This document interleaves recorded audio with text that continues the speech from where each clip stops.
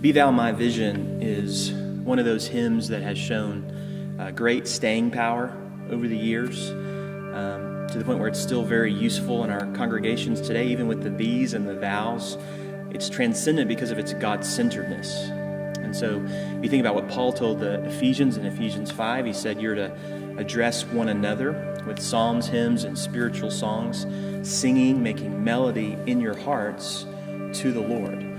And so there you have sort of two dimensions working in the corporate gathering. You have a vertical dimension where we're worshiping the Lord with all of our heart, but also a horizontal dimension when we're singing to one another and edifying one another with our words, these truths that we're singing.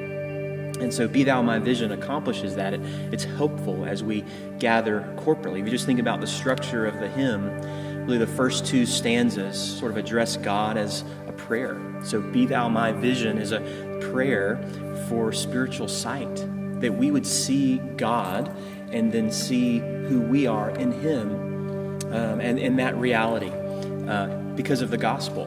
And so Be Thou My Vision, be the guiding light, my light in all of life. Be my heart's desire. Be my wisdom, and Thou my true word. Be ever with me, and I with you. And so these realities of who God is, particularly in the gospel. And so that line in the second stanza about being my true Father and I thy true Son really is a reflection of the gospel, isn't it? We sing as redeemed people there. We magnify Christ, because the only way we can say God is our Father and that we are His sons and daughters is through the work of Christ, His death on the cross, bearing the wrath of God for His people, His burial and His resurrection. And so we magnify Christ as we sing, and we remind ourselves that we are one in Him and that we have our hope in Him. And so as we reflect on that reality of who we are in God and who God is to us, immediately we begin to realize that there are other affections and other gods that we have in our heart that need to be turned away from. And so that third stanza begins to hit on those. And the first one is money. Riches I heed not. And so I'm turning away here in front of my brothers and sisters from a love of money, where it puts money before God in my own heart. I want to order my affections properly and turn away from the idolatry of money. I want to turn away from the idolatry of man's empty praise, of having my joy kind of shaped by what other people say of me. I want to find my identity in what God says of me. In fact, I want God to be my inheritance, not just when I am with Him forever in glory, but now my inheritance and for always. I want Him to be first in my heart, my treasure.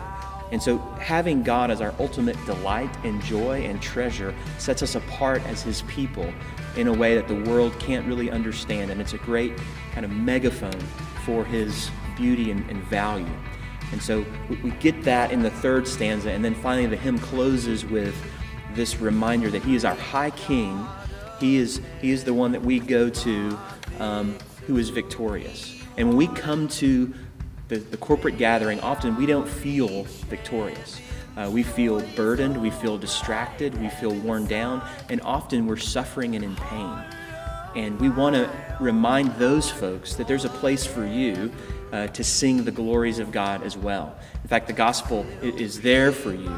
And so this plea for heaven's joys is what we want. Not the earthly joys based on circumstances, but heaven's joys for us. That would be the thing that infuses us, and that heart of my own heart, whatever befall, whatever circumstance be in front of me, whatever pain, still, Lord, be my vision. Still be the center of my life. I still am going to trust you because you're the ruler of all, not over just when things are good in my life, but you're the ruler of all. You're sovereign over all things, even my pain and suffering. And so I come to you seeking those joys, trusting you because you're good. Be Thou my vision, O Lord. May that be our cry as His people as we gather week in and week out.